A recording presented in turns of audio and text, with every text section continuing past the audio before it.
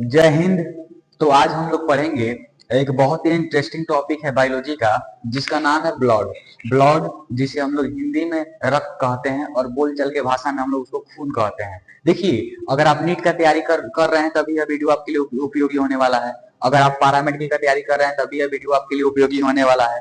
अगर आप नर्सिंग का तैयारी कर रहे हैं तभी यह वीडियो आपके लिए उपयोगी होने वाला है। अगर आप 12th का एग्जाम देने वाले हैं तभी यह वीडियो आपके लिए उपयोगी होने वाला है।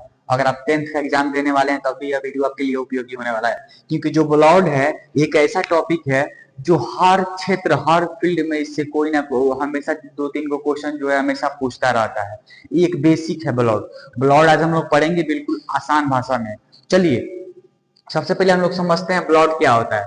देखिए, जो ब्लड होता है इसको हम लोग हिंदी में रक्त कहते हैं, बोलचाल के भाषा में इसको हम लोग खून कहते हैं। जब हम लोग ब्लड का अध्ययन करते हैं तो उसको हम लोग हेमेटोलॉजी बोलते हैं। जब ब्लड का अध्ययन हम लोग करते हैं बायोलॉजी में तो उसको हम लोग हेमेटोलॉजी बोलते हैं। हेमेटो का मतलब होता है ब्लड और लॉजी का मतलब होता है स्टडी। हेमेटो का मतलब होता है ब्लड और लॉजी का मतलब होता है study. The study of blood is also known as haematology. अब देखिए, हम लोग बेसिक से स्टार्ट करते हैं। ब्लड क्या होता है हिंदी और इंग्लिश दोनों भाषाओं में हम लोग समझेंगे। देखिए, ताकि सीबीएसई वालों को भी कोई दिक्कत ना हो और बिहार बोर्ड वालों को भी कोई दिक्कत ना हो। सबसे पहले जो ब्लड होता है इसको हम लोग कहते हैं फ्लूइड कनेक्टिव टिश्यू। जो ब्लड होता है इसको हम लोग फ्लूइड कनेक्टिव टिश्यू कहते हैं।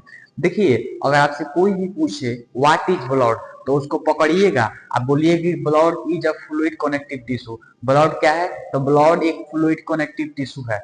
अगर हिंदी में कहें तो जो ब्लड है एक तरल संयोजी उत्तक है। उत्तक कहने का मतलब है बहुत सारे सेल से जब मिल के बनता है उत्तक कहते हैं। उत्तक को इंग्लिश में हम लोग टिश्यू कहते हैं। तो देखिए, जो ब्लड है फ्लूइड कनेक्टिव टिश्यू है। कनेक्टिव टिश्यू कहने का मतलब है कि हमारे पूरे बॉडी को जो है ब्लड कनेक्ट करके रखता है और हमारे पूरे बॉडी को जो है, अगर आसान भाषा में समझे तो पूरे बॉडी को जो है हमारा ब्लड जोड़ के रखता है। इसलिए हम इसको फ्लूइड कनेक्टिव टिश्यू कहते हैं। क्यों इसे फ्लूइड कनेक्टिव टिश्यू कहते हैं? क्योंकि जो हमारा ब्लड होता है पूरे बॉडी को कनेक्ट करके रखता है, जोड़ के रखता है। अब हम लोग समझते हैं दूसरा पॉइंट। देखिए, ब्लड जो होता है ना इसको हम लोग तीन नामों से जानते हैं। हमेशा याद रखिएगा, हमेशा एग्जाम में क्वेश्चन पूछता है नीट के एग्जाम में कि ब्लड को किस नाम से जाना जाता है। तो ब्लड को तीन नामों से जाना जाता है। पहला है fluid of life, fluid of growth और फ्लूइड ऑफ हेल्थ। देखिए, फ्लूइड ऑफ लाइफ हम लोग क्यों बोलते हैं ब्लड को? हम लोग ब्लड को जीवन का फ्लूइड क्यों बोलते हैं, फ्लूइड ऑफ लाइफ क्यों बोलते हैं? आइए हम लोग समझते हैं इसके पीछे का रहस्य। देखिए, जो ब्लड होता है ये क्या करता है कि हमारे लंग्स से, हमारे फेफड़ा से ऑक्सीजन को लेकर और पूरे शरीर में हमारे सारे सेल्स के पास पहुंच जाता है। हमारे जो ब्लड होता है हमारे फेफड़ा से ऑक्सीजन को लेके पूरे कोशिकाओं के पास पहुंच जाता है, पूरे सेल्स के पास पहुंच जाता है। इसलिए हम लोग इसको फ्लूइड ऑफ लाइफ बोलते हैं। अगर बताइए, अगर हमारा ब्लड जो है अगर ऑक्सीजन को हमारे पूरे बॉडी में नहीं पहुंचाएगा तो हमारा एक भी सेल जो है जीवित नहीं रहेगा। हमारा एक भी टिश्यू जो है वो जीवित नहीं रहेगा। हमारा एक भी कोशिका जो है जीवित नहीं रहेगा। और आप लोग जानते हैं कि हमारा बेसिक यूनिट ऑफ लाइफ जो है वो सेल है। अगर हमारा सेल नहीं जिंदा रहेगा तो हमको, आप बताइए, हम लोग जिंदा रहेंगे? नहीं रहेंगे। इसलिए हम लोग इसको फ्लूइड ऑफ लाइफ बोलते हैं, क्योंकि जो हमारा लाइफ है इसी के वजह से है ये, इसलिए हम लोग इसको फ्लूइड ऑफ लाइफ भी बोलते हैं। अब हम लोग समझते हैं इसको फ्लूइड ऑफ ग्रोथ क्यों बोलते हैं। देखिए, इसको हम लोग फ्लूइड ऑफ ग्रोथ इसलिए कहते हैं क्योंकि जो हमारे जब हम कुछ भी खाते हैं तो खाने के बाद उसका डाइजेशन होता है। डाइजेशन होने के बाद बहुत सारे nutritive substance, minerals, lipids, glucose, amino acid, protein, vitamin ये सब बनता है। तो बनता है ना, तो बन के हमारा डाइजेस्टिव सिस्टम में ही रहता है। तब जाता है हमारा ब्लड। ब्लड क्या करता है उस न्यूट्रिटिव सब्सटेंस को, उस प्रोटीन को, उस मिनरल्स को, उस विटामिन को अपने अंदर लोड करके अब पूरे बॉडी में पहुंच जाता है, ऊपर से लेके नीचे तक। अब जैसे पूरे बॉडी में हमारा न्यूट्रिटिव सब्सटेंस पहुंचा तो बॉडी के सेल जो होता है वो भी खाना खाते हैं, वही खाना खाते हैं और उस न्यूट्रिटिव सब्सटेंस का उपयोग करके वो अपने बॉडी को ग्रोथ कराते हैं, ग्रोथ कराते हैं और अपने आसपास के कोशिकाओं की टूट फूट मरम्मत में उसका उपयोग करते हैं। देखिए, जब हम लोग खाना खाते हैं वो हमारे उसका खाना का जरूरत हमारे पेट को नहीं होता है, उस हमारे खाना का जो जरूरत होता है वो हमारे सेल को होता है। अब हम लोग आगे समझते हैं इसको फ्लूइड ऑफ हेल्थ क्यों बोलते हैं। देखिए, आप लोग जानते हैं कि ब्लड में डब्ल्यूबीसी होता है। जो डब्ल्यूबीसी होता है, डब्ल्यूबीसी जो होता है, हमको डब्ल्यूबीसी में जो होता है ये एंटीबॉडी होता है, और हमारा बहुत सारे मोनोसाइट, न्यूट्रोफिल होता है, लिम्फोसाइट होता है, जो क्या करता है हमको इन्फेक्शन से बचाता है, हमारे को एलर्जी से बचाता है, हमको टॉक्सिक सब्सटेंस से बचाता है। तो इसलिए इसको हम लोग फ्लूइड ऑफ हेल्थ कहते हैं। कहीं ना कहीं जो हमारा ब्लड है ये कहीं ना कहीं हमारा स्वास्थ्य का भी ध्यान रखता है, इसलिए हम लोग इसको फ्लूइड ऑफ हेल्थ बोलते हैं। समझ में आ गया? और किसी को कोई दिक्कत होगा तो आप लोग कमेंट बॉक्स में पूछ सकते हैं। अब हम लोग समझिए, अब देखिए, अगर हमारा ब्लड नहीं रहेगा तो हम जीवित नहीं रहेंगे, क्योंकि ब्लड पे ही हमारा जो है सारा काम आधारित है।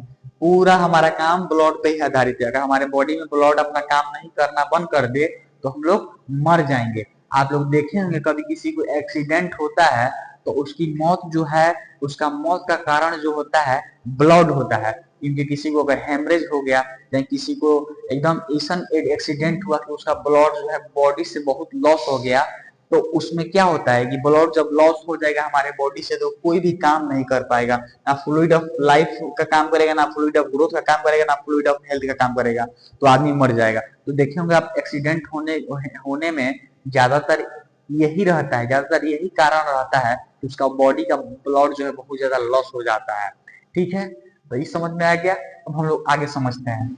देखिए, जो ब्लड का पीएच होता है 7.4 होता है, जिससे ये हमारा स्लाइटली एल्कलाइन नेचर का होता है। देखिए, किसी भी चीज का जब पीएच 7 से कम हो उसको हम लोग अम्लीय कहते हैं, 7 हो तो उसको उदासीन कहते हैं, और 7 से ऊपर हो उसको हम लोग क्षारीय कहते हैं। 7 से कम हो तो उसको एसिडिक, और 7 से ज्यादा हो तो उसको हम लोग क्या कहते हैं, बेस या एल्कलाइन, और 7 हो तो न्यूट्रल। तो इसका जो पीएच होता है 7.4 होता है, माने ये जिसका जो नेचर होता है स्लाइटली एल्कलाइन, मतलब थोड़ा सा जो इसका नेचर होता है ब्लड का एल्कलाइन होता है। अब हम लोग आगे समझते हैं। मेल में जो होता है 5 लीटर ब्लड पाया जाता है, और जो फीमेल होती है उनमें 4.5 लीटर ब्लड पाया जाता है। ठीक है, देखिए, मेल में जो होता है 5 लीटर ब्लड पाया जाता है, फीमेल में जो होता है 4.5 लीटर ब्लड पाया जाता है। इसलिए आप अब देखे होंगे कि जो ठीक है, तब अब देखिए, जो हमारा जो 8% ऑफ टोटल बॉडी वेट, अगर आपको अपने बॉडी का ब्लड का काउंट, अगर आपके बॉडी का जो टोटल वेट है उसका अगर आप 8% निकाल देंगे तो आपका ब्लड का काउंट होगा। चलिए अब आगे समझते हैं। देखिए, specific gravity of total blood का जो होता है 1.05 टू 1.061 होता है। जो ब्लड का स्पेसिफिक ग्रेविटी होता है 1.05 टू 1.061 होता है। अब देखिए, स्पेसिफिक ग्रेविटी किसे कहते हैं? स्पेसिफिक ग्रेविटी का मतलब है कि जो हमारा पानी है, जो हमारा ब्लड है वो पानी से भारी है, पानी से वजनदार है। देखिए, स्पेसिफिक ग्रेविटी कहने का मतलब है कि किसी भी चीज का हम पानी से कंपेयर कराते हैं, कंपेयर कराने के दौरान अगर वह चीज अगर पानी से अगर ज्यादा है या कम है, उसका रिजल्ट जो आता है उसी को हम लोग स्पेसिफिक ग्रेविटी कहते हैं। तो यहाँ पे जो ब्लड है वो पानी से भारी होता है। कितना भारी होता है? तो 1.05 टू 1.061, इसलिए इसको हम लोग स्पेसिफिक ग्रेविटी कहते हैं। देखिए, जो ब्लड का प्रोडक्शन होता है उसे हम कहाँ होता है अब हम लोग जानेंगे। देखिए, ब्लड का जो बनने की क्रिया है, ब्लड का जो बनने का प्रोसेस है उसको हम लोग हेमोपोएसिस कहते हैं। तो हमेशा याद रखिएगा, जो ब्लड का बनने का प्रोसेस है उसको हम लोग क्या कहते हैं? हेमोपोएसिस, हेमोपोएसिस कहते हैं। हमेशा याद रखिए, एग्जाम में हमेशा क्वेश्चन पूछता है ब्लड का बनने का प्रक्रिया को हम लोग हेमोपोएसिस कहते हैं। देखिए, जो माँ के पेट में जो बच्चा होता है उसमें जो होता है, उसमें जो हमारा ब्लड होता है लीवर के द्वारा बनता है, और जो बच्चा ठीक है। जो माँ के पेट में जो बच्चा होता है जिसे हम लोग फीटस या भ्रूण के नाम से जानते हैं, उसमें जो होता है लीवर में बनता है ब्लड। और जो चाइल्ड, चाहे यस वयस्क लोग चाहे एडल्ट, चाइल्ड और एडल्ट में जो ब्लड होता है बोन मैरो में बनता है। बोन मैरो कहने का मतलब है अस्थि मज्जा। बोन मैरो कहाँ होता है भाई? तो बोन मैरो जो हमारा बोन होता है, बोन के बीचों बीच जो होता है हमारा बोन मैरो होता है। तो हमारा चाइल्ड और एडल्ट में जो होता है ब्लड जो बोन मैरो में बनता है, जो बच्चा माँ के पेट में हो जिसे हम लोग भ्रूण कहते हैं, उसमें जो ब्लड होता है लीवर में बनता है। हमेशा एग्जाम में क्वेश्चन पूछता है कि माँ के पेट में जो बच्चा रहता है उसमें ब्लड कहाँ बनता है, तो याद रखिएगा लीवर में।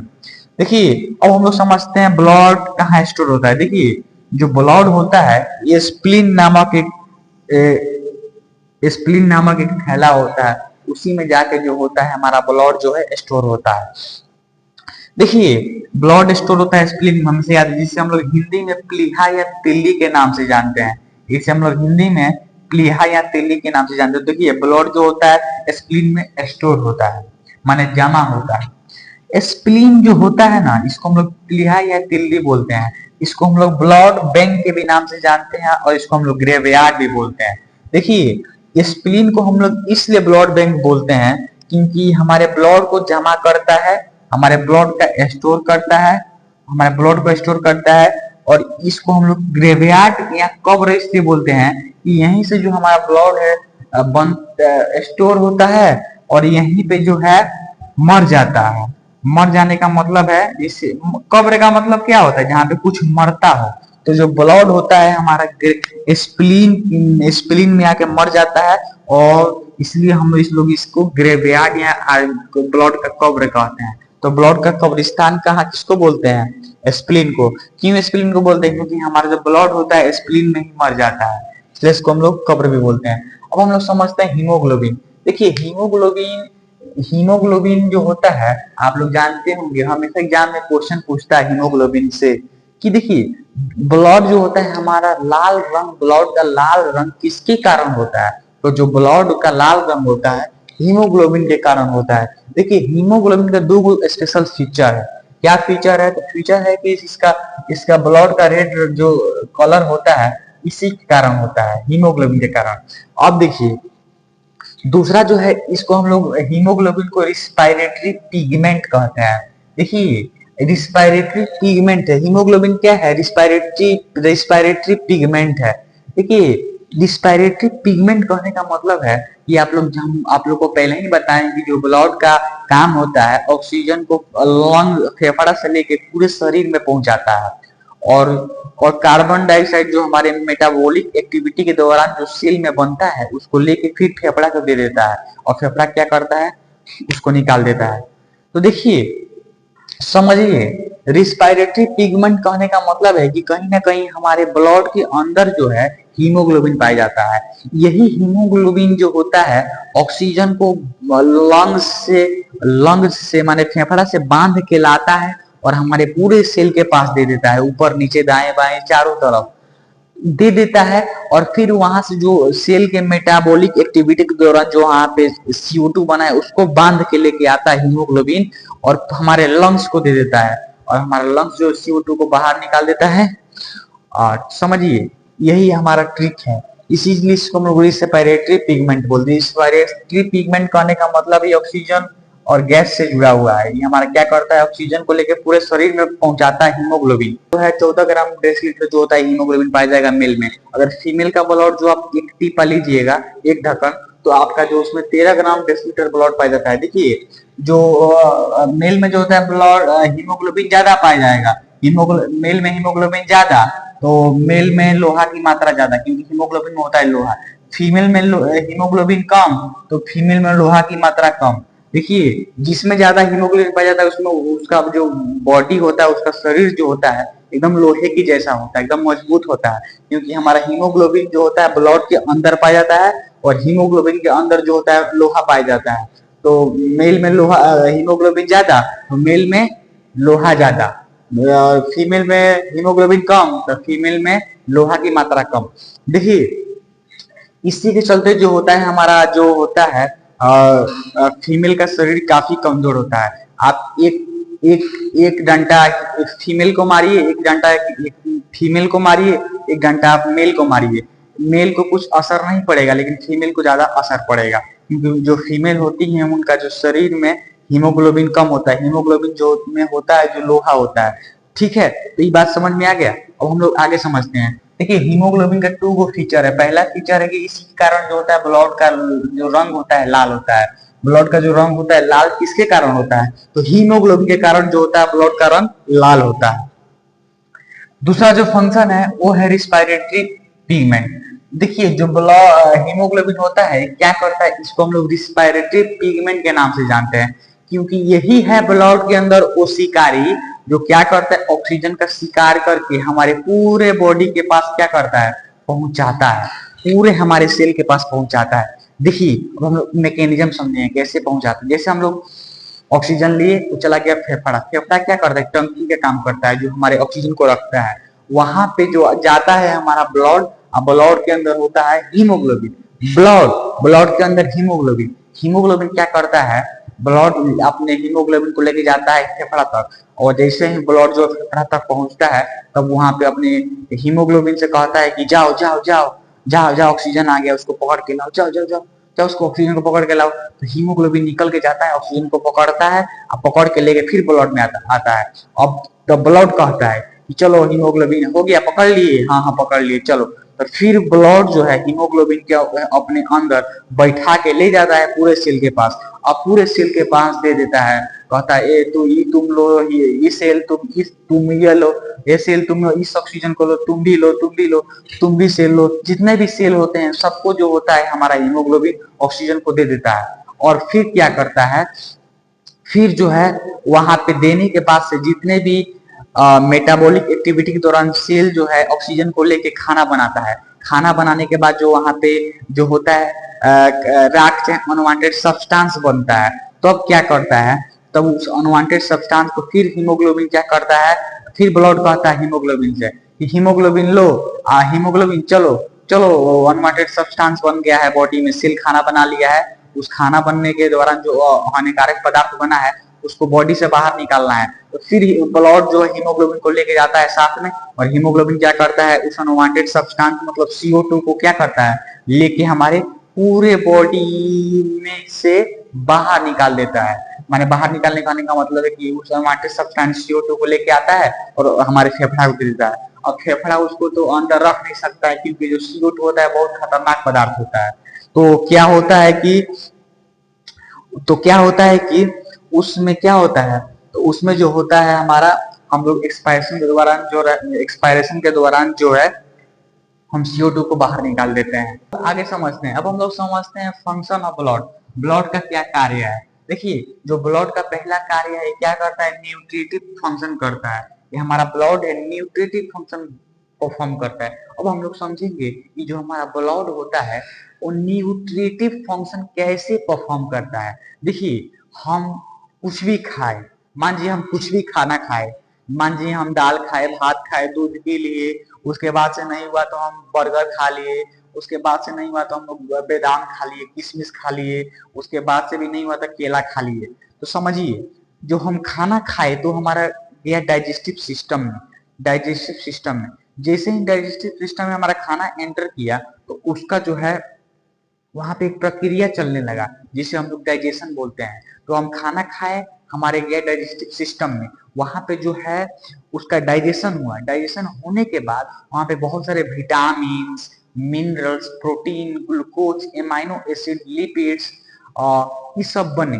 तो वो जो बना उसका जरूरत हमारे सेल को है, हमारे हर एक सेल को उसका जरूरत है। तब बताइए, तब डाइजेस्टिव सिस्टम तो उसको बना दिया है, तब उसको हमारे सेल तक पहुंचाएगा कौन? तब भगवान ने हम लोग को इसका पहुंचाने का जो काम सौंपा, किसके जी में सौंपा? ब्लड के। तब ब्लड क्या करता है, हमारे GIT के पास जाता है, और वहां पे जो डाइजेशन के दौरान amino acid, minerals, vitamin, glucose, protein बना है उनको अपने अंदर लोड करता है, और हमारे पूरे सेल के पास क्या करता है, पहुंचाता है। तो हमारा सेल के पास जब खाना पहुंचता है, विटामिन मिनरल्स, तो उसी से जो हमारा सेल है ग्रो करता है। जिसको हम लोग आम भाषा में कहते हैं वृद्धि हो रहा है हमारे बॉडी का। तो हमारे बॉडी का वृद्धि नहीं हो रहा है, हमारा एक एक सेल जो है, हमारा एक यूनिट यूनिट को जो है न्यूट्रिटिव सब्सटेंस मिल रहा है। इसी के कारण हम हमारा शरीर जो है बढ़ रहा है। बढ़ने का मतलब वृद्धि कर रहा है। तो हम लोग कहते हैं कि हमारा शरीर जो है ग्रोथ कर रहा है, वृद्धि कर रहा है। तो समझिएगा। अच्छा, अब देखिए, आप किसी को 10 दिन खाना मत दीजिए, वो मर जाएगा, भूखे मर जाएगा। क्योंकि हमारे शरीर को खाना चाहिए। हमारे शरीर को क्या चाहिए? विटामिन चाहिए, मिनरल चाहिए। अपने जीवन जीने के लिए उसको खाना चाहिए। और उसको खाना नहीं मिलेगा तो वो ग्रोथ नहीं कर पाएगा, अपने शरीर के आसपास की कोशिकाओं का मरम्मत नहीं कर पाएगा। तो वो क्या होगा? मर जाएगा, मर जाएगा। इसलिए ये कहीं ना कहीं न्यूट्रिटिव फंक्शन को भी क्या करता है, रेस्पिरेटरी फंक्शन को भी क्या करता है? परफॉर्म करता है। अब देखिए हमारे अब देखिए रिस्पिरेटरी फंक्शन, देखिए ब्लड कहीं ना कहीं रिस्पिरेटरी फंक्शन को भी परफॉर्म करता है। ये क्या करता है? लंग्स से क्या करता है? लंग्स से लेके ऑक्सीजन को लेके जो ब्लड होता है पूरे बॉडी में क्या करता है? पूरे बॉडी में क्या करता है?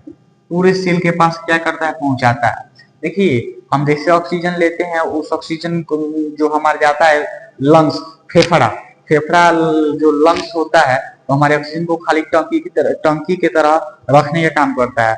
अब वहां पे जो होता है ऑक्सीजन, ऑक्सीजन की जरूरत है हमारे सेल को, क्योंकि सेल के ऑक्सीजन नहीं मिलेगा तो फिर वो एटीपी नहीं बना पाएगा, तो अपना भोजन माने समझिए कि नहीं बना पाएगा।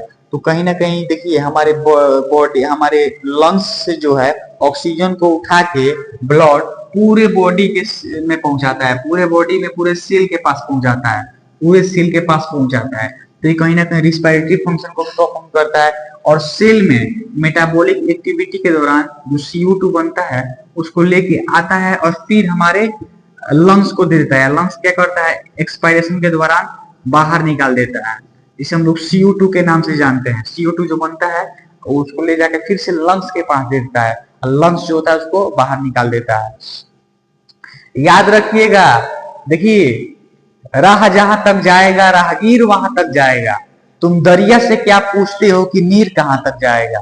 खींचो अपनी धनुष की डोर को, निशाना लगाओ अपनी मंजिल को, और बाद में पूछना कि तीर कहां तक जाएगा। देखिए अब हम लोग समझते हैं एक्सक्रेटरी फंक्शन। एक्सक्रेटरी फंक्शन कहने का मतलब है कि कहीं ना कहीं हमारा ब्लड होता है एक्सक्रेटिव फंक्शन को भी परफॉर्म करता है। अब बात आती है कैसे परफॉर्म करता है। तो देखिए हमारे बॉडी में जब प्रोटीन टूटता है, चाहे कोई भी हम दवाई खाते हैं, तो उसके कुछ साइड इफेक्ट, कुछ अनवांटेड सब्सटेंस उसमें से निकलता है उसका पाचन होने के बाद। जैसे हम प्रोटीन खाए, प्रोटीन का टूटने के बाद अमोनिया बनता है, यूरिक एसिड बनता है, उसके बाद से भी अमोनिया यूरिक एसिड बनता है, उसके बाद से बहुत हानिकारक पदार्थ भी बनते हैं। तो उसको बॉडी से निकालना बहुत जरूरी है। तो देखिए, तो उसको क्या होता है कि उसको बॉडी को निकालने के लिए जो हमारा ब्लड है उसका भी परफॉर्म करता है, उसका भी फंक्शन परफॉर्म करता है। निकालने का भी जो काम है वही ब्लड ही करता है। वो ब्लड क्या करता है? हमारे अनवांटेड सब्सटेंस को लेके पूरे बॉडी में पूरे बॉडी अनवांटेड सब्सटेंस को जो है ब्लड लेके और किडनी के पास जाता है। किडनी जो है उसमें क्या करता है कि जितने भी अनवांटेड सब्सटेंस होते हैं ब्लड में, urea, uric acid, ammonia, unwanted substance, other toxic substance, उनको क्या करता है? खींच के और निकाल लेता है, छान लेता है। और छान के जितने भी अच्छे ब्लड होते हैं फिर से शरीर में भेज देता है। और जितने भी गंदा अपशिष्ट पदार्थ होते हैं, यूरिया, अमोनिया और यूरिक एसिड, उनको क्या करता है? यूरिन के द्वारा शरीर से बाहर निकाल देता है। तो ये कहीं ना कहीं एक्सक्रेटरी फंक्शन में क्या करता है? ब्लड जो हमारा परफॉर्म करता है। ट्रांसपोर्ट ऑफ हार्मोन, आप लोग जानते हैं कि हार्मोन का भी कहीं ना कहीं हमारा ब्लड जो है ट्रांसपोर्टेशन करता है। क्योंकि आप लोग जानते हैं कि हमारे बॉडी में एंडोक्राइन ग्लैंड होता है, वो ग्लैंड क्या करता है? हार्मोन छोड़ता है। उसके पास कोई डक्ट नहीं होता है तो हार्मोन छोड़ता है ब्लड में। अब ब्लड क्या करता है? उस हार्मोन को लेके टारगेट सेल के पास पहुंचा देता है। ठीक है, तो कहीं ना कहीं हमारा ट्रांसपोर्ट ऑफ हार्मोन का भी जो फंक्शन है ब्लड परफॉर्म करता है। जैसे डिलीवरी वाला क्या करता है? कंपनी से पार्सल को लेके अपने उसका एग्जैक्ट लोकेशन पे पहुंचा देता है। ठीक वैसे हमारा ब्लड होता है। देखिए स्टोरेज फंक्शन, जो ब्लड होता है कहीं ना कहीं स्टोरेज फंक्शन परफॉर्म करता है। जब हमारे बॉडी में कुछ भी एक्सेसिव बन जाता है, जैसे पानी हो गया हमारे बॉडी में एक्सेसिव, या प्रोटीन हो गया, ग्लूकोज हो गया, उन सबको क्या करता है? ब्लड जो है स्टोर करके रखता है। अच्छे खराब समय के लिए। माने खराब समय कहने का मतलब है कोई ऐसा समय है जिस समय हम हमारे बॉडी को पानी की कमी हो जाए, चाहे हमारे बॉडी को प्रोटीन की कमी हो जाए, चाहे हमारे बॉडी को लिपिड्स की कमी हो जाए, उस समय क्या होगा? उस समय जो है ब्लड जो है स्टोर किया रहेगा तभी ना क्या करेगा, स्टोर किया रहेगा तभी ना क्या वो अपना काम चला लेगा। जैसे हम लोग क्या करते हैं, हम लोग जब कमाते हैं तो अपने लिए कुछ सेविंग करते हैं पैसा, ताकि बुढ़ापा में हम लोग को बाल बच्चों के आगे हाथ ना पसारना पड़े, हम लोग अपना काम स्वयं कर ले। ठीक वैसे ही ब्लड जो है पहले ही से प्री प्लान कर लेता है और स्टोरेज करता है जल को, न्यूट्रिटिव सब्सटेंस को, ग्लूकोज को। ठीक है, अब हम लोग आगे समझते हैं डिफेंस मैकेनिज्म। देखिए कहीं ना कहीं बॉडी हमारा जो ब्लड है डिफेंस मैकेनिज्म को भी परफॉर्म करता है। कैसे परफॉर्म करता है? तो आप लोग जानते हैं कि ब्लड के अंदर होता है डब्ल्यूबीसी, डब्ल्यूबीसी के अंदर होता है न्यूट्रोफिल, मोनोसाइट, मोनोसाइट और हमारा लिम्फोसाइट। ये तीनों महापुरुष जो होते हैं ये क्या है, आर्मी की तरह काम करते हैं। ये क्या करते हैं? तो ये हमारे बॉडी के सबसे हमारे बॉडी में ब्लड के अंदर जो है AK-47 लेके बैठे रहते हैं। जैसे देखते हैं कि कोई हमारे बॉडी में बैक्टीरिया, वायरस, फंजाई, चाहे other toxic substance, other harmful substance जैसे ही हमारे बॉडी में आता है हम लोग को नुकसान पहुंचाने के लिए, ये जो है तीन महापुरुष डब्ल्यूबीसी के अंदर जो पाए जाते हैं, लिम्फोसाइट, मोनोसाइट, न्यूट्रोफिल, ये AK-47 लेके बैठे रहते हैं कि तुम आओ, हम बैठे हैं, देखते हैं तुम कैसे आते हो। तो जैसे बैठे रहते हैं और जैसे वो आता है अदर टॉक्सिक सब्सटेंस हमारे बॉडी के अंदर आने की कोशिश करता है, चाहे बैक्टीरिया हो, चाहे फंजाई हो, चाहे वायरस हो, चाहे अदर कोई भी टॉक्सिक सब्सटेंस हो, तो ये क्या करते हैं उसको गोली AK-47 से ठाई ठाई ठाई ठाई ठाई ठाई ठाई ठाई धुरधुरा देते हैं ताकि एक ही बार उस बैक्टीरिया, उस टॉक्सिक सब्सटेंस का कहीं ना कहीं समाप्त कर देते हैं। तो ये कहीं ना कहीं डिफेंस मैकेनिज्म की तरह काम करते हैं। ये ऐसे काम करते हैं जैसे एक सैनिक जो है बॉर्डर की सुरक्षा करता है, ठीक वैसे हमारे अंदर जो डब्ल्यूबीसी है हमारे शरीर की रक्षा करते हैं, इसलिए सर उसको हम लोग डिफेंस मैकेनिज्म के नाम से जानते हैं और उसको हम लोग डिफेंस फंक्शन भी बोलते हैं। Control of temperature. देखिए जो ब्लड होता है कहीं ना कहीं टेम्परेचर को भी क्या करता है, कंट्रोल करता है। जैसे हमारे बॉडी में जो है गर्मी अधिक बढ़ेगा हमारे नॉर्मल टेम्परेचर से, जैसे ही हाई टेम्परेचर होगा तब क्या होगा, उस समय हमारा जो ब्लड वेसल्स है वो डायलेट करेगा, वो फैलेगा। जैसे फैलेगा तो जो अधिक गर्मी है वो हमारे बॉडी से, हमारे ब्लड वेसल से स्किन के रास्ते जो है बाहर चला जाता है। उसी को हम लोग पसीना के नाम से जानते हैं, पसीना के नाम से जानते हैं। जैसे हमारे बॉडी में से अधिक गर्मी बाहर जाएगा तो हमारा बॉडी का जो टेम्परेचर होता है नॉर्मल हो जाता है। अब आप लोग देखे होंगे जब हम लोग कभी भी जिम करते हैं, मस्कुलर एक्टिविटी करते हैं तो हमारे बॉडी में हमारे बॉडी हीट होता है। हीट होने के 2 मिनट के बाद क्या होता है, पसीना के रास्ते जो गर्मी होता है, जो उष्मा होता है वो हमारे स्किन के द्वारा जो है बाहर निकल जाता है, जिसको हम लोग पसीना कहते हैं। तो ये प्रक्रिया कब होती है, जब हमारे बॉडी में अधिक गर्मी होगा।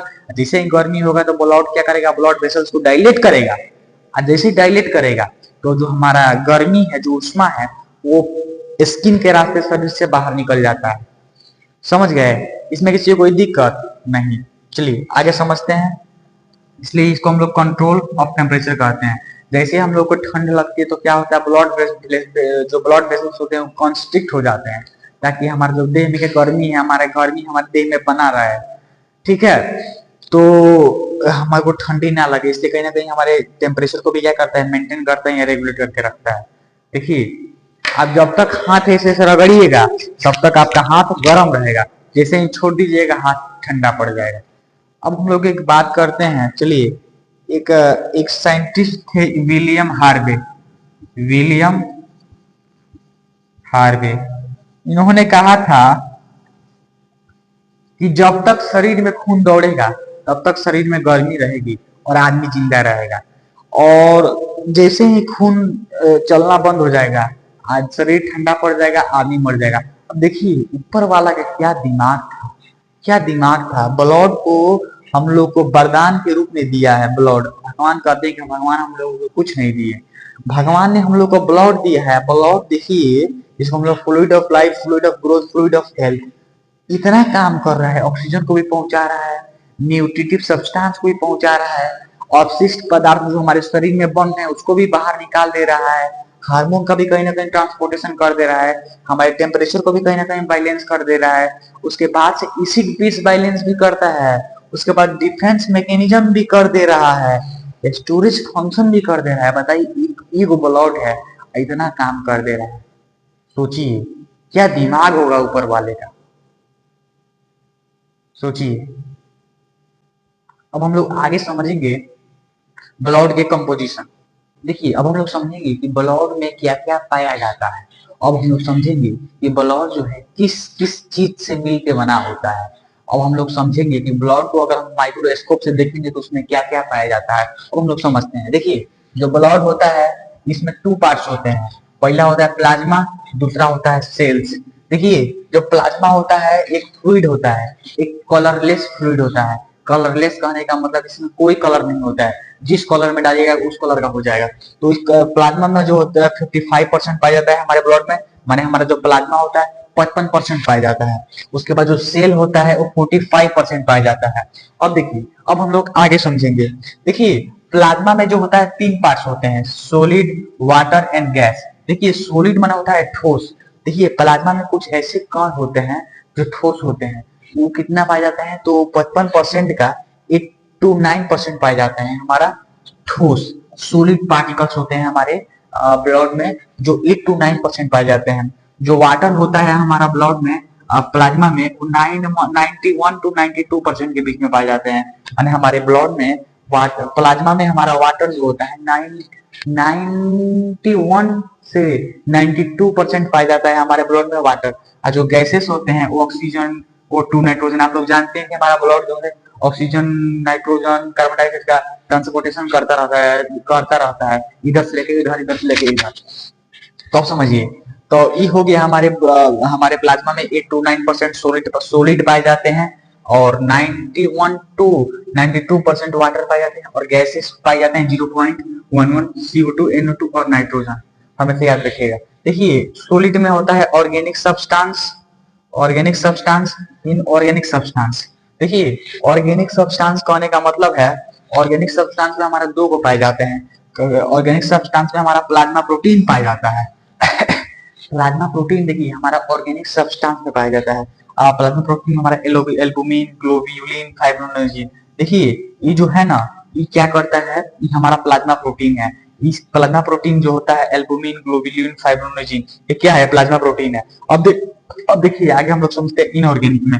इनऑर्गेनिक में जो होता है sodium, calcium, potassium, magnesium, bicarbonate, copper, ये जो सब चीज है ये सब पाए जाते हैं हमारा किस में, तो ये हमारा पाया जाता है, ये हमारा पाया जाता है इनऑर्गेनिक में। अब हम लोग समझते हैं सेल। 45% हमारे बॉडी में सेल भी पाए जाते हैं। सेल, सेल माने कोशिका। तो देखिए अब सेल में जो होता है सबसे पहले होता है नाम आता है आरबीसी। आरबीसी जिसका जो दूसरा नाम है इरेथ्रोसाइट। आरबीसी का दूसरा नाम इरेथ्रोसाइट, ठीक है। तो देखिए आरबीसी आता है सबसे पहला, उसके बाद से आता है डब्ल्यूबीसी। डब्ल्यूबीसी जिसका दूसरा नाम ल्यूकोसाइट। ल्यूकोसाइट जो होता है डब्ल्यूबीसी का दूसरा नाम। तीसरा आता है प्लेटलेट्स। प्लेटलेट्स का दूसरा नाम थ्रोम्बोसाइट। देखिए आरबीसी का जो इरिथ्रोसाइट है, इरिथ्रोसाइट को जब हम लोग तोड़ेंगे तो उसका मतलब होगा रेड कलर। इरिथ्रो को तोड़ेंगे तो उसमें होता है रेड और साइट माने सेल। रेड ब्लड सेल्स जिसमें पाए जाए उसे हम लोग कहते हैं इरिथ्रोसाइट। देखिए आरबीसी का full form red blood cells, WBC का full form white blood cells और प्लेटलेट्स तो प्लेटलेट्स ही है। प्लेटलेट्स तो प्लेटलेट्स ही है। आरबीसी जो होता है इसका दूसरा नाम है इरिथ्रोसाइट, डब्ल्यूबीसी का दूसरा नाम ल्यूकोसाइट और प्लेटलेट्स का दूसरा नाम थ्रोम्बोसाइट। देखिए जो आरबीसी होता है ये हमारे सेल के 45% में से 90% जो होता है, 90% जो 40 हमारे पूरे सेल में से 90% जो होता है, 90.9% हमारा खाली आरबीसी पाया जाता है। 1% में हमारा ई भी आता है, ए भी आता है। हमारा सेल में, हमारे सेल में सबसे ज्यादा जो होता है आरबीसी पाया जाता है। तो एग्जाम में क्वेश्चन पूछता है कि सबसे ज्यादा सेल ब्लड में, सबसे ज्यादा सेल ब्लड में सबसे ज्यादा सेल कौन सा सेल सबसे ज्यादा पाया जाता है, ब्लड में सबसे ज्यादा कार्पल्स कौन सा पाया जाता है, हमेशा एग्जाम में क्वेश्चन पूछता है। तो सबसे ज्यादा जो सेल होता है, सबसे ज्यादा जो सेल होता है हमारे ब्लड में पाया जाता है उसे हम लोग कहते हैं आरबीसी।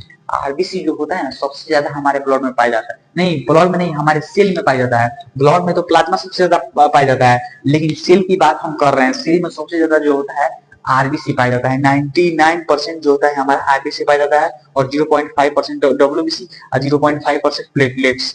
देखिए जो आरबीसी का काउंट होता है 4 to 5.5 मिलियन पर क्यूबिक एम। जो आरबीसी होता है वो उसका काउंट होता है 4 मिलियन से लेके 5.5 मिलियन पर क्यूबिक एम। अगर लाख में समझे तो 40 लाख से लेके 55 लाख के बीच में जो होता है आरबीसी का काउंट होता है। जो डब्ल्यूबीसी का काउंट होता है वो होता है 4,000 से लेके 11,000 के बीच में जो होता है डब्ल्यूबीसी का काउंट होता है। अब समझिए तीसरा है प्लेटलेट्स। जो प्लेटलेट्स होता है इसका जो काउंट होता है 1.5 लाख से लेके 4.5 लाख के बीच में होता है। अब हम लोग समझते हैं। देखिए जो आरबीसी का शेप होता है बाइकॉनकेव एंड डिस्क शेप का होता है। जो आरबीसी होता है बाइकॉनकेव एंड डिस्क शेप का होता है। हमेशा एग्जाम में क्वेश्चन पूछता है कि आरबीसी किस शेप का होता है बताइए, तो RBC biconcave and disc shape का होता है। देखिए हाँ, डब्ल्यूबीसी जो होता है इरेगुलर शेप का होता है। इसमें कोई शेप ओप नहीं होता है, जिस शेप में मारिएगा उस शेप में लहर जाएगा। इसमें कोई शेप नहीं होता है। ये जो होता है ये जो होता है ये डिस्क शेप का होता है हमारा, डिस्क शेप का होता है हमारा प्लेटलेट्स। देखिए अब हम लोग समझते हैं। जो आरबीसी का लाइफ स्पेन होता है 120 डेज होता है। 120 डेज के बाद से जाके स्प्लीन में मर जाता है। स्प्लीन में मर जाता है, जिसे हम लोग आरबीसी का कब्रिस्तान करते हैं। स्प्लीन को हम लोग आरबीसी का कब्रिस्तान भी कहते हैं। 120 दिन जीता है, इसके बाद जाकर मर जाता है हमारा लाइफ स्पेस में। क्यों मर जाता है 120 दिन के बाद हमारा आरबीसी? क्योंकि इसमें न्यूक्लियस नहीं पाया जाता है। जिसमें न्यूक्लियस नहीं पाया जाता है उसमें सेल डिवीजन नहीं होता है, तो इसका जो लाइफ स्पेन होता है 120 दिन का होता है, उसके बाद ये मर जाता है। अब देखिए इसका जो लाइफ स्पेन होता है 7 दिन का होता है हमारा डब्ल्यूबीसी का। इसमें जो होता है न्यूक्लियस पाया जाता है। अब देखिए इसमें न्यूक्लियस नहीं पाया जाता है प्लेटलेट्स में। इसका लाइफ स्पेन 5 to 9 डेज के बीच में होता है। हम लोग आगे समझते हैं। जब आरबीसी का काउंट बढ़ता है तो उसको हम लोग पॉलीसाइथेमिया कहते हैं। क्या कहते हैं? जब आरबीसी का काउंट बढ़ेगा उसको हम लोग पॉलीसाइथेमिया कहते हैं। हमेशा याद रखिएगा, जब आरबीसी का काउंट बढ़ेगा उसको हम लोग पॉलीसाइथेमिया कहते हैं। अब देखिए जब डब्ल्यूबीसी का काउंट बढ़ेगा तो उसको हम लोग ल्यूकोसाइटोसिस कहेंगे। क्या कहेंगे? तो जब डब्ल्यूबीसी का काउंट बढ़ेगा उसको हम लोग ल्यूकोसाइटोसिस कहेंगे। अब देखिए आगे, जब प्लेटलेट्स का काउंट बढ़ेगा ना तो इसको हम लोग थ्रोम्बोसाइटोसिस कहेंगे। Increase of number of platelets तो उसको हम लोग थ्रोम्बोसाइटोसिस कहेंगे। अगर आरबीसी का काउंट घट जाए, अगर आरबीसी का काउंट कम हो जाए तो उसे हम लोग एनीमिया कहते हैं। एनीमिया क्या है? इसमें आरबीसी का मात्रा होता है कम हो जाता है। Decrease number of RBC is also known as anaemia. अब देखिए अगर डब्ल्यूबीसी का मात्रा घट जाएगा ना तो उसको हम लोग ल्यूकोपीनिया कहते हैं। ल्यूकोपीनिया में क्या होता है? पीनिया से याद रखिएगा, जिसके लास्ट में आई ए लगा हो उसे हम लोग उसमें समझिएगा कि उसमें घट रहा है। देखिए एनीमिया में ए लास्ट में लगा, इसका मतलब है increase of number of RBC. इसमें लास्ट में ए लगा, इसका मतलब है कि डब्ल्यूबीसी अकाउंट घट गया। और देखिए थ्रोम्बोपिनिया, इसमें भी लास्ट में लगा, इसका मतलब है कि प्लेटलेट्स का काउंट घट गया। डेंगू में जो होता है प्लेटलेट्स का काउंट होता है घट जाता है। अब देखिए जो आरबीसी होता है इसमें माइटोकॉन्ड्रिया नहीं पाया जाता है, न्यूक्लियस नहीं पाया जाता है, लाइसोसोम नहीं पाया जाता है। हमेशा एग्जाम में क्वेश्चन पूछेगा कि कौन ऐसा सेल है जिसमें न्यूक्लियस नहीं पाया जाता है, तो आरबीसी एक ऐसा सेल है जिसमें न्यूक्लियस नहीं पाया जाता है। इसका जो काम है आरबीसी का मेन काम होता है ऑक्सीजन को लेके, लेके ऑक्सीजन को लंग्स से लेके और ब्लड के थ्रू पूरे शरीर में पहुंचाना, पूरे सेल के पास पहुंचाना, और वहां से जो कार्बन डाइऑक्साइड बनता है सेल के मेटाबॉलिक एक्टिविटी के दौरान उसे पकड़ के और हमारे बॉडी के फेफड़ा के लाके दे देता है, और फेफड़ा एक्सपायरेशन के द्वारा निकाल देता है। डब्ल्यूबीसी का जो दूसरा काम होता है वो डिफेंस मैकेनिज्म। डिफेंस कहने का मतलब है, समझिए कि जैसे बॉर्डर पे जो होते हैं आर्मी जो होते हैं AK-47 लेकर खड़े रहते हैं 24 घंटा और बॉर्डर की सुरक्षा करते हैं। जैसे उधर से आतंकवादी आता है उसे अपने बंदूक के गोलियों से छली कर देते हैं। वैसे हमारे बॉडी के अंदर जो डब्ल्यूबीसी होता है 24 घंटा हमारे हर एक पार्ट्स जो होता है एक्टिव रहता है, हर एक समय एक्टिव रहता है। हमारे हर एक पार्ट्स के पास जो होता है डब्ल्यूबीसी होता है। जैसे कोई आता है अदर टॉक्सिक सब्सटेंस, जैसे बैक्टीरिया आया, वायरस आया, फंजाई आया, ये इन्फेक्शियस कोई कीटाणु बैक्टीरिया उधरिया कोई आया, कोई भी आया, ये क्या करेगा? जैसे हमारे बॉडी के अंदर एंटर करेगा, ये क्या करेगा? तो AK-47 लेके खड़ा रहेगा, बोलेगा आने दो आने दो। जैसे बैक्टीरिया आए चाहे वायरस आए, कुछ भी टॉक्सिक सब्सटेंस जो एंटर मारा, ये क्या करेगा? अपना गोली AK-47 को लोड करेगा, अपना गोली फिर ऑन करेगा और फिर उसको अपनी गोलियों से इसको छल्ली कर देगा, जितना भी वायरस बैक्टीरिया को। तो देखिएगा कहीं कहीं हमारा इन्फ्लामेशन, जिससे कहीं कहीं कोई भी स्किन पे क्या होता है, लाल हो जाता है, लाल दाना निकल जाता है, स्टिंग जैसा इन्फ्लामेशन के टाइप का रेडनेस आ जाता है। तो वहां पे समझिएगा कि रेडनेस क्यों आया है, क्योंकि वहां पे बैक्टीरिया आने की कोशिश किया है और हमारा डब्ल्यूबीसी जो है डिफेंस मैकेनिज्म के काम करके उस अपने बंदूक से छल्ली कर दिया है, गोली से उसका मार डाला है बैक्टीरिया को, तो वहां पे लाल हो गया होगा। देखिएगा इसका जो कारण है ब्लड क्लॉटिंग। देखिए ब्लड क्लॉटिंग करने का मतलब है खून का थक्का बनना। देखिए कभी देखिए किसी का हाथ जब कटता है ना, तो हाथ कटने के बाद वहां पे ब्लड निकलता है, ब्लड निकलने के बाद 2-3 मिनट के बाद ऑटोमेटिक जो है ना वहां पे कुछ जाल जाल टाइप का ऊपर से बनने लगता है। तो वो क्या करता है, ब्लड को थक्का बनाता है हमारा प्लेटलेट्स। देखिए सोचिए अगर आप ब्लड का थक्का नहीं बनता, ब्लड क्लॉटिंग नहीं होता, तो आदमी मर जाता। थोड़ा सा एक बार खून कटता कहीं ना, तो क्या होता कि खून बहते जाता, खून बहते जाता, खून बहते बहते बहते बहते बहते आदमी मर जाता।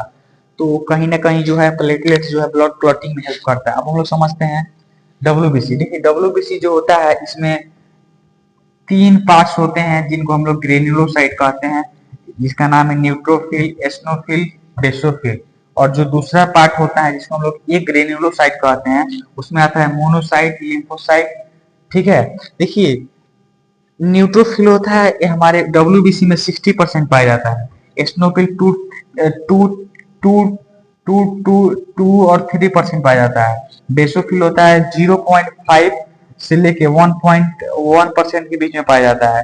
जो मोनोसाइट होता है सबसे बड़ा का साइज में सबसे बड़ा होता है मोनोसाइट, जिसका संख्या होता है 3 से लेके 8% के बीच में पाया जाता है। और लिम्फोसाइट जो होता है 20 से 25% पाया जाता है। लिम्फोसाइट जो होता है 2 प्रकार का होता है, टी लिम्फोसाइट, बी लिम्फोसाइट। देखिए संख्या में सबसे एग्जाम में क्वेश्चन आएगा डब्ल्यूबीसी में, संख्या में सबसे ज्यादा क्या पाया जाता है, सबसे ज्यादा संख्या में न्यूट्रोफिल पाया जाता है, लेकिन साइज में सबसे बड़ा क्या होता है, तो होता है मोनोसाइट। मुंह जो है खोलिएगा, अब बड़ा, तो मुंह से याद रखिएगा, मुंह मोनो से मुंह और मुंह से बड़ा, सबसे बड़ा साइज में होता है मोनोसाइट और संख्या में न्यूट्रोफिल।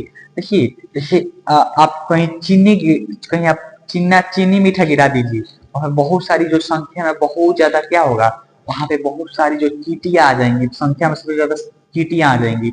लेकिन वहीं पे वो बड़ा हाथी आ जाए तो हम लोग कहेंगे संख्या में सबसे ज्यादा है चींटी, तो चींटी को हम लोग समझेंगे न्यूट्रोफिल। ठीक है, और एगो बड़ा हाथी आ जैसा तो उसको हम लोग बोलेंगे मोनोसाइट। देखिए समझ में आ गया, इसमें कोई दिक्कत?